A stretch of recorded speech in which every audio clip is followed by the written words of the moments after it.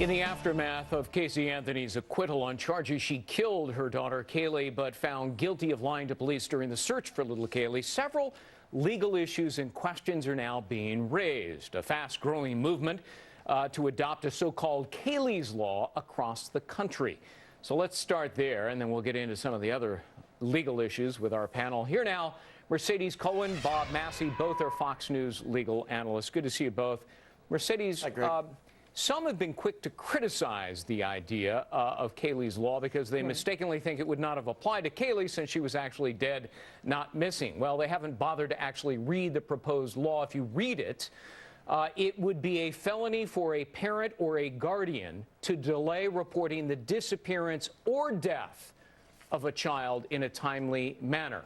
Given what happened, is it a good idea? I think it's a great idea. I mean, obviously part of the theory was by the prosecutors is that Casey had delayed notifying the authorities so that the decomposition of the body would be so bad that there wouldn't be the methodology of how the baby died couldn't be known.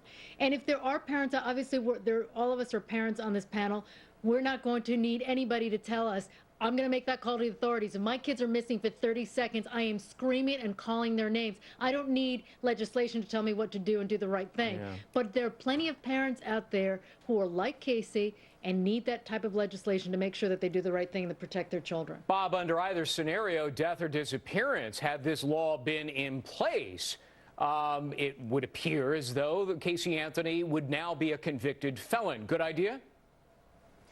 Yeah, I mean, it's hard to believe that something like that isn't on the books, isn't it? You would think that some states would have something like that, and maybe some states do. I'm just not aware of it. And I should have checked in Nevada to see, but I don't think it's on the books here either. Yeah, I mean, obviously it would have given surely something tangible for this jury to maybe convict her of that.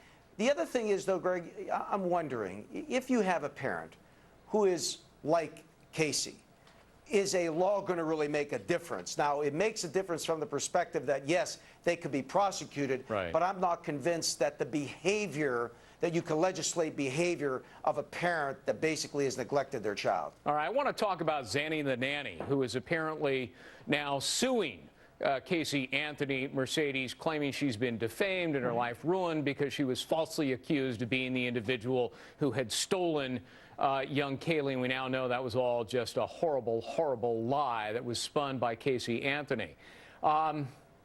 Casey Anthony, this is a civil case. Right. She has to take the witness stand, and she cannot invoke the Fifth Amendment if she's called, right? You're exactly right. I mean, it's really interesting. I mean, that's what happened to O.J. He was acquitted of murder, but then during his deposition, there were lots of questions about, and ultimately he was found legally responsible for his wife's death.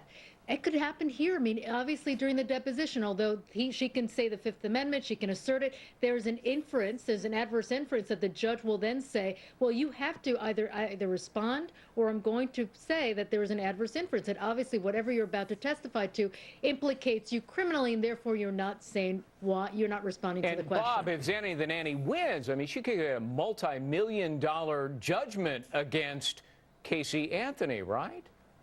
Well, yeah, in defamation cases, as you know, Greg, I mean, you have to be able to prove the damage. The question is, how do you measure the damage? And that's something that, again, is sometimes a subjective criteria. I've litigated the defamation cases many times. It's subjective. But surely, you know, the interesting thing about this, Greg, and I don't know how Mercedes feels about this, or you know, you wonder, can you set her up? Maybe be difficult. Can you set her up at a deposition for a perjury charge? You know, can you position yourself? Well, let's assume that the civil lawyer that's on a defamation case tries to get information from the DA that you know is tangible to set her up with questions that you know potentially that she has to perjure herself. It would be an interesting technique to see.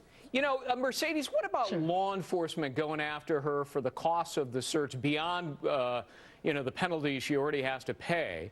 And what about, for example, EquiSearch? I mean, they almost went broke in the search for little Kaylee and it was all just a lie. Shortly after the trial, and you know this, Greg, as you reported on it too, shortly after the trial, the prosecutors are working on a motion to get back all that money. You're exactly right. It was over $1 million in the investigation of Kaylee's disappearance alone. That's not to say how much it cost to prosecute Casey Anthony, which obviously was much more, not as much as $1 million. million, but certainly a few $100,000 if you could put a 2 months trial, it's probably at a few $100,000. So that alone, there's a motion pending. I can see a judge saying absolutely pay that. In fact, there's a lot of, if you look at, there's a lot of empirical data on that. There are others who disappeared. The runaway bride Bean, she was fined a few $100,000 for her disappearance. Right. She was forced to pay for that search. Well, and you know, we've gotten some questions from our viewers about what about the Son of Sam law? She can't profit from her crimes. Well, she was acquitted of the felonies, convicted of the misdemeanors under Florida law, Bob. You know, misdemeanors, sorry, Son of Sam doesn't apply, only felonies. Exactly. But yeah, you know, Greg, I wonder how you feel about this, and Mercedes too, before we finish. You know, as a lawyer, and we've tried cases, I don't understand why they allowed her to look the way she did at sentencing. I mean, you know, I look at this and I'm saying, why would you have not continued with that librarian look? Dumb. I mean, wasn't it stupid, because now guys? I mean, it's I don't pretty know. apparent it was a charade, Mercedes. When Cheney Mason went like, I'm not going to do the finger part. When he went like this to the media, that's exactly what his client was doing when she walked in that courtroom looking like a tart. Yeah, I mean, and Cheney Mason, by the way, is scolding lawyers for talking to the media about cases they know nothing about. Well, he did it himself, so arguably a hypocrite. Exactly. Mercedes Colwin, Bob Massi, good to see you both. Thanks.